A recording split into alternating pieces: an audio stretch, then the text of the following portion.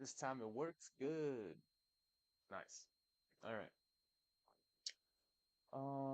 Let's see. So today, I'm dropping in for a little bit, probably about an hour, maybe two, depends on how far we go. Depends on chat too. It could be a short one, it could be a long one. We're going to be going into setting up a custom server, a PHP server. Now, the key is to understand what a server is. And in simplicity, it's not that complex. In most cases, we'll think of a server as a computer that doesn't do anything else other than serving content.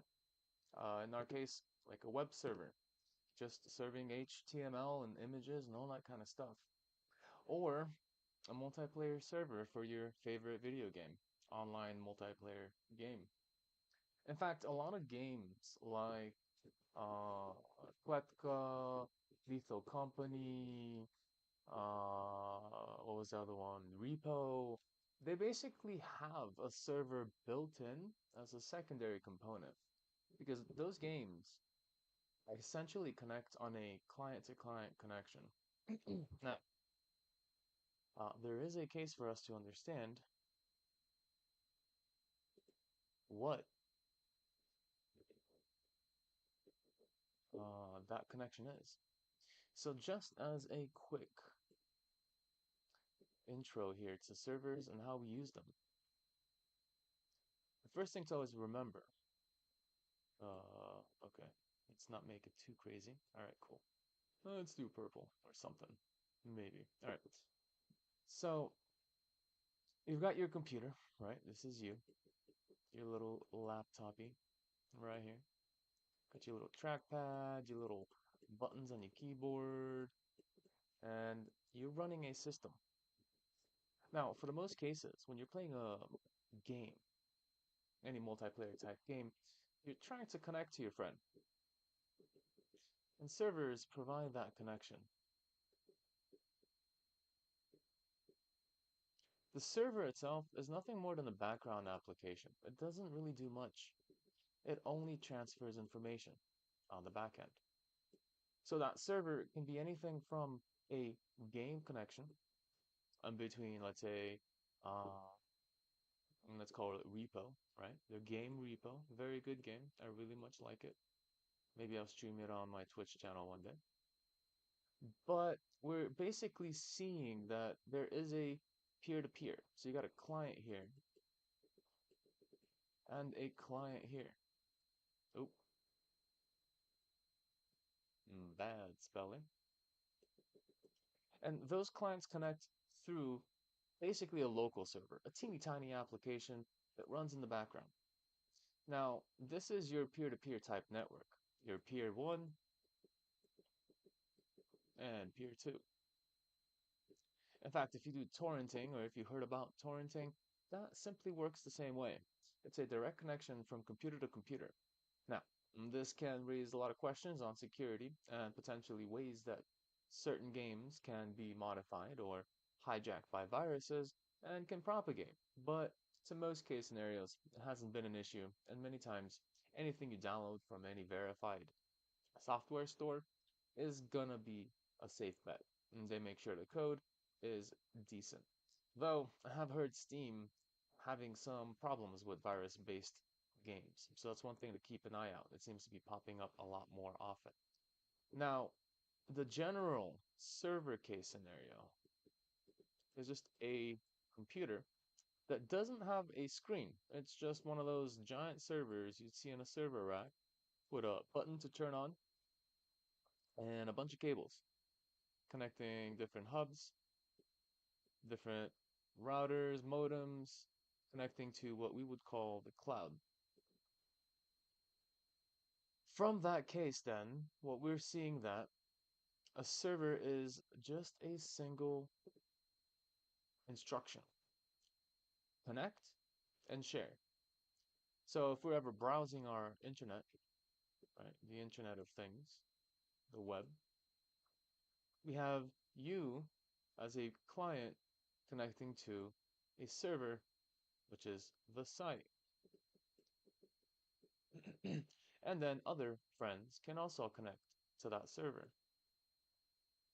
And in essence, this server doesn't necessarily need to run on anything important. Just, many cases, just having a basic old computer can work also. You can convert any computer to a server. It just requires the running software. And when we're dealing with that, there is a order of operation we have to consider. Some things run directly on your laptop, other things process on the server. When we're doing our current project, our little Steam workbench or Stream workbench, we've already seen this connection at play. Our JavaScript is on our computer.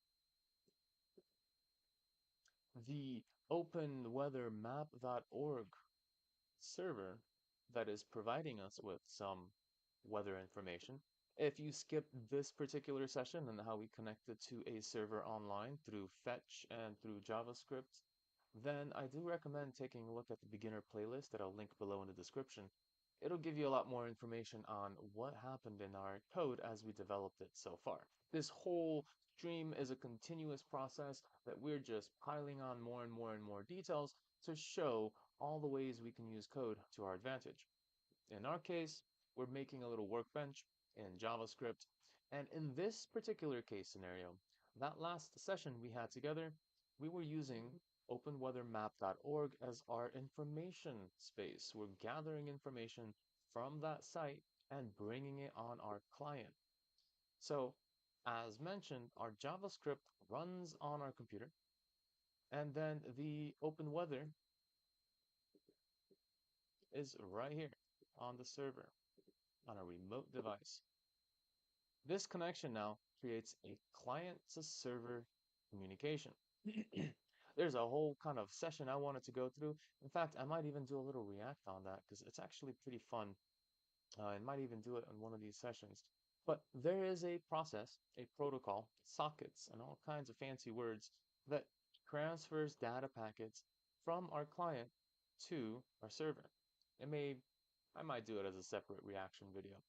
It's a pretty cool little piece of knowledge to have on just how data packets are being sent to different locations online. It's kind of a 7-layer process, a little bit more than a cheeseburger. It's got some lettuce in there and tomatoes and all kinds of little extras. But in the end, we pack up our little packet and then we send it running down the line, connecting to our server. But the server has to reply as well because there's a two-sided communication at play. Once the packet reaches the server, there is that response server. So the response and the request. Response and the request. That communication back and forth creates the highway of the internet as we know it today. And we're going to be using this and leveraging this idea to create a server on our own computer. That would look a little bit different than this. That would really mostly look like you as a laptop and your little lappy toppy. Exactly like that. You have your client browser, let's say Chrome. I do recommend Brave or Opera, but I'm not picky here. So Chrome is our client, and we're going to essentially go from our local IP address. We had a whole section on IP addresses as well, so make sure you watch one of those videos. And then basically just full circle back to ourselves through a port. And that port will lead us to XAMPP. Or really, one way to think of XAMPP is that's a just control panel. The real receiver here is called Apache. Apache receives that request just like a server. There we go.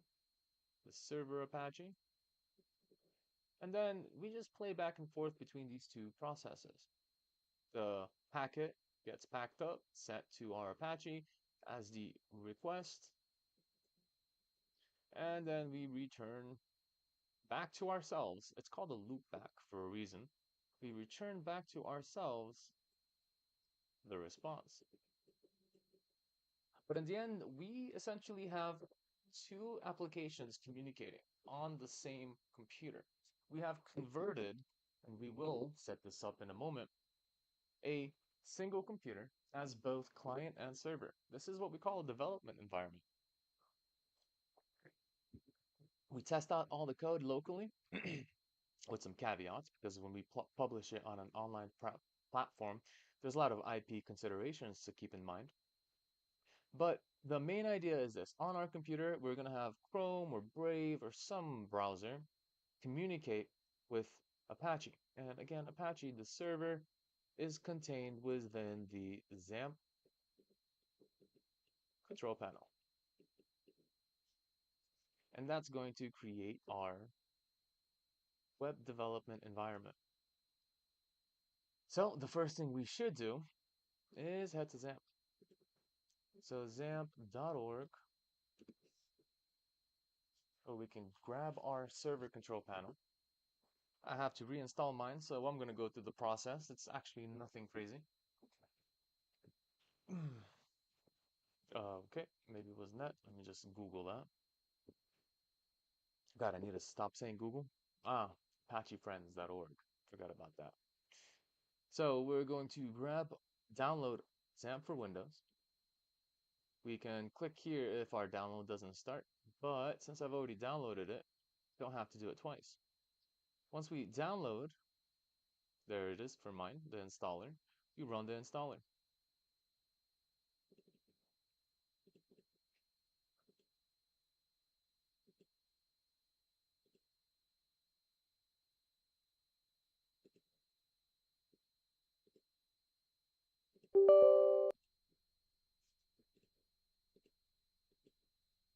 Cool, let me clean up a little bit.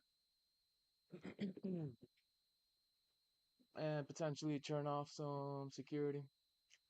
Oh, where was it? Where was it? Doom, doom. I got a little extra layer of security that I have to turn off when I install new things. Turn off my immunization, and then run the installer on my antivirus. Should be alright though. In fact, maybe I'll just turn those off for a moment.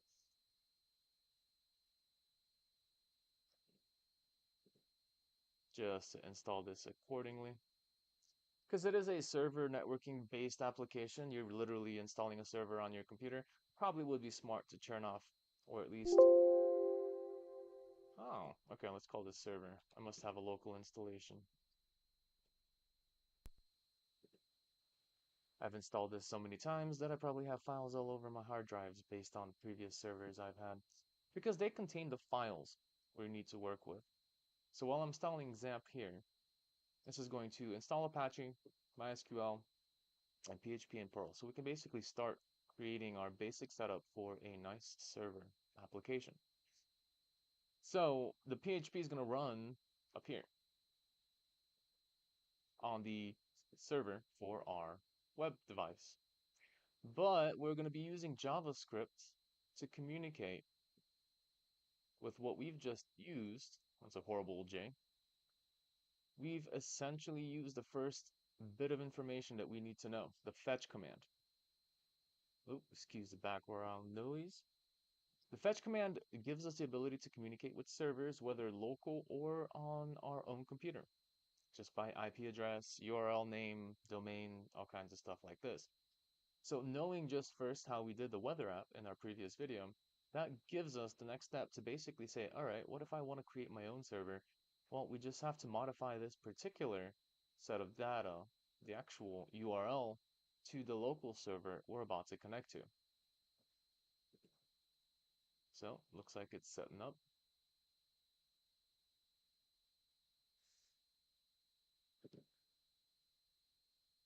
Let me also bring up my chat whenever you guys decide to ask questions.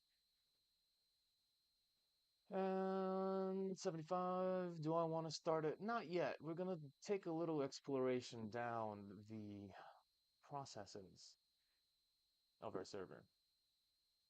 So there's going to be two sets of files to really consider here. First is the JavaScript that we have based on the web application client, right? The Chrome browser, the Brave browser, just a simple HTML file that you can save on any part of your computer. However, when we're dealing with the actual PHP side of things, we want to make sure we apply and put the files in the right location. I've installed my server in the server location here in my C drive. The files will be located in the htdocs. And from htdocs, we're going to go into, well, really kind of make our own directory. The first thing we should really take into account, and I think it's supposed to be running. Oh wait, I should be running it, at least to get it started now.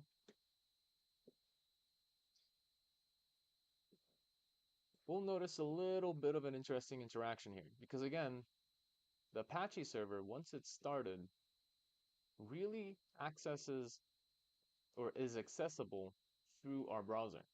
The way we do that, go to our loopback, our local reference to our computer, 127.0.0.1, and boom, we are in the local server location, and then the dashboard folder shown in the URL. This is essentially the startup application. It's kind of given to us by XAMPP, and it's fancy. It's got a little menu so we can go into different parts of it. We can go into PHP where we can modify MySQL files, a little bit of a how-to guide, and some simplicities. But I like to always modify this and make my own homepage, which is in the future. We'll bake it up. For now, the key is to understand that this location, dashboard, is a literal location in your file system. If I wanted to change, let's say I'll go to the image directory, there we go. Now I'm inside of the image directory. This is our particular way to access our files through the server, which means Apache itself is communicating with Chrome to provide information about the files in the home directory, the root directory, the htdocs directory. This is kind of like a public file space if you ever play with any servers on a cPanel. There's always the public underscore HTML, and that would be in essence where we're currently at, maybe one folder above. Now for my project, I always like to create a new folder. So I'm going to create a new folder here. We'll call this appropriately stream. And in stream, now I can access it using our URL to access that exact folder I just created, but it is empty. This is the first part of the setup we need to really understand. We do kind of have to keep an eye on both the we don't really need the control panel once we start it. We might need to look at some logs once in a while, but not yet. But we'll need a browser, we'll need a directory, or essentially we'll just need Visual Studio Code. Now, I do have a different stream folder that's based on in a different directory. So I might want to say stream server just so I don't confuse the two folders. But now if I refresh, notice it's going to be not found because I've changed the name of that folder. So I got to modify this to stream server, and now we're back on. From here, now I can take any basically HTML file and I can host it here as a local website. But that's not important. That's not really the care because we can open up HTML files anywhere on the computer. The one particular thing we want to do here, and I'll open this up with code, is we want to create a PHP file, index.php.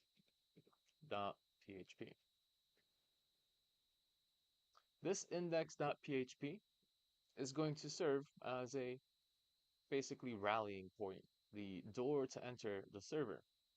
Now, there is a naming kind of standard when we're dealing with web servers. Index in the name of our file will normally tell browsers the main page to load because we can have multiple pages involved in our PHP or in our web service, our website, our web application, whatever you want to call it. There will always be many, many files that make the whole. But in our case, index is a key for browsers to say, hey, this is the very first beginning, almost like an index in a book. When you open that book, there's always that index for chapter 1, section 2, chapter 2. The index is the introduction to your main page. So naming this actually makes the browser force itself to connect to index.php. There is also index.html. There is also hierarchy. PHP is above HTML. So if the server sees index.php, it's going to load that first and ignore index.html. So there is a hierarchy when it comes to the naming convention as well, because PHP is way more powerful. Now, for us to really set up something, all we have to do is apply the PHP tags. Here's where we're not going to go into crazy deep information yet. I just want to do a basic introduction here. We are going to be mixing two languages together. In fact, we can take an HTML file and rename it to PHP and it'll work fine. For instance, kind of move this over here. If I started just with a typical HTML page and the header over here and the body over here, this still is readable. In fact, I can basically do our typical processes here, input and button. There is something that's missing though, and that's autocomplete because we are in a PHP type application. We will basically kind of have to remember what our commands are in order for us to get those worked through. Since PHP is the main focus right now, it's not going to give us autocomplete for HTML or JavaScript, I believe, only for PHP specifically. Now, from here, I've done one important thing. PHP should exist in here.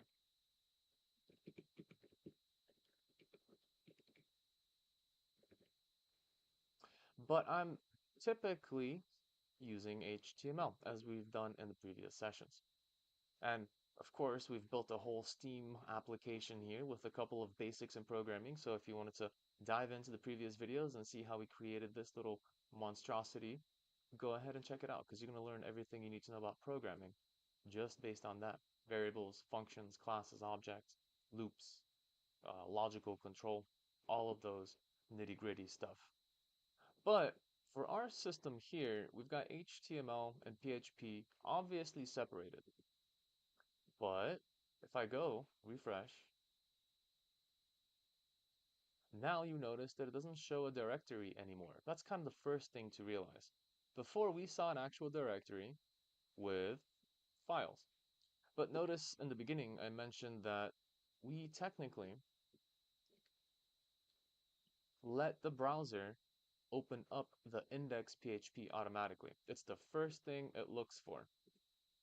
That's important because if I rename this to, I don't know, index2.php, and then I refresh, that doesn't load automatically anymore.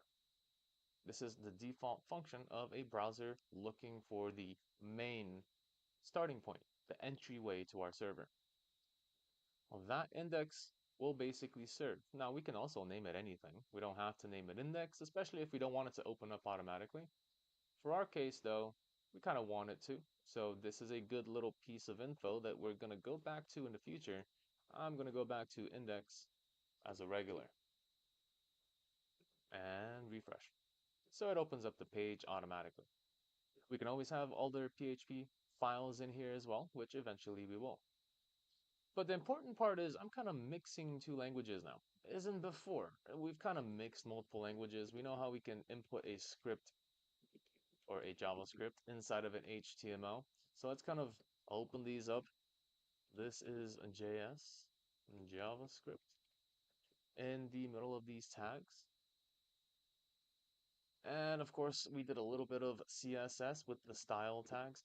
So the one thing about being a full stack developer is really just using all of these languages at once.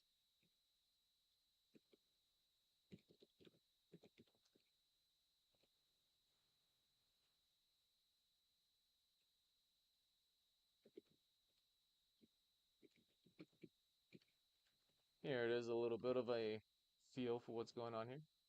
Welcome to your server, says JavaScript.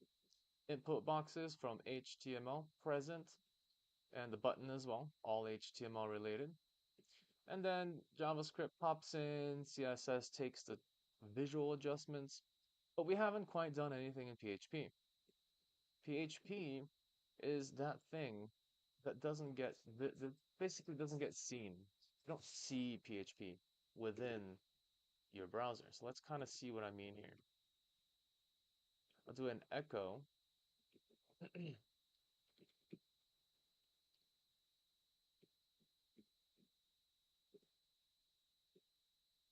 There's our welcome to the page based on the echo of the PHP. But if I do go into inspect, we're not going to see echo. We're not going to see PHP.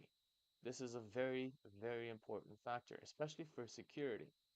We have to realize PHP is running on a server. That server is processing the code in PHP and then serving a basic HTML application. That's it. When we're dealing with PHP, it kind of acts as the chef, if you will. You're going to a restaurant, you order something, the server, right? You order from the server, and you say, I want a McDonald's burger PNG. Then the server says, okay, let me go talk to the chef. The server goes to PHP. The PHP cooks up the reply, which would be essentially a McDonald's burger, right? A PNG file of a McDonald's burger, kind of mixing real life and digital together now, and then returns it from the server back to your table. And your table is this browser page. So as the client, you're accessing PHP through Apache server. And PHP can be thought of as your cook, your chef, the one that's actually behind the scenes creating the page for you. So it's almost like editing code before editing code. There's a layer to understand here, and it's a secure layer, especially in the case of server security. This is kind of the place you want to manage passwords, data, and information anywhere inside of a PHP. Because as we've seen, we don't see a response from PHP. PHP does not exist when it comes to our page. PHP only runs on the server, cooks up the page, and delivers it back to the Chrome browser. So in response, I really want to highlight this difference. Welcome to the page is coming from here. This is our browser. This is our server. The server is running echo. It's prompting this piece to be printed on our index or on our page alongside all the regular HTML stuff. Nothing crazy happens here. This is just regular HTML stuff. That gets exactly printed as it should. There's no changes, there's no modifications by PHP. So basically it just kind of runs like a normal page. But the PHP echo doesn't get shown to us. There is nothing here that shows PHP.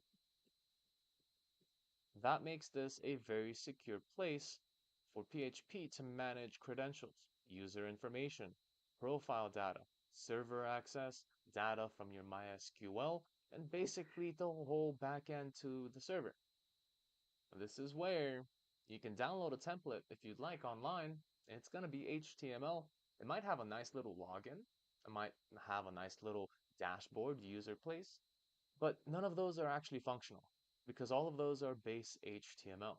They don't have the PHP backend to actually log a person in or load a profile with your token ID logging in with your user and pass.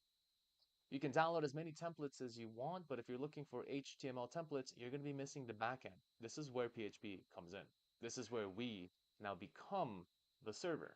We will program the server to actually create, process, access, add, delete everything that we're dealing with when it comes to a website or web application. And this is important. This is the first beginning I want to really stress, and this is how we begin. But for future, make sure you like and subscribe because we will continue on this route. I'm in a bit of a not so ideal location for these sort of streams, so I might be a little absent for the next couple of weeks. But make sure you subscribe, hit the notifications, and like this video, especially if you want to continue learning how to be a backend developer, how we can work with expanding programming, and keep in mind, everything we do here is from the beginner's perspective. I'm an educator, and I love to get everyone on the same page starting from the same point. So make sure you also take a look at the previous videos that actually go through what we've done so far with our stream workbench. We started it off and the beginner playlist, which I'll put in the description after I'm done here.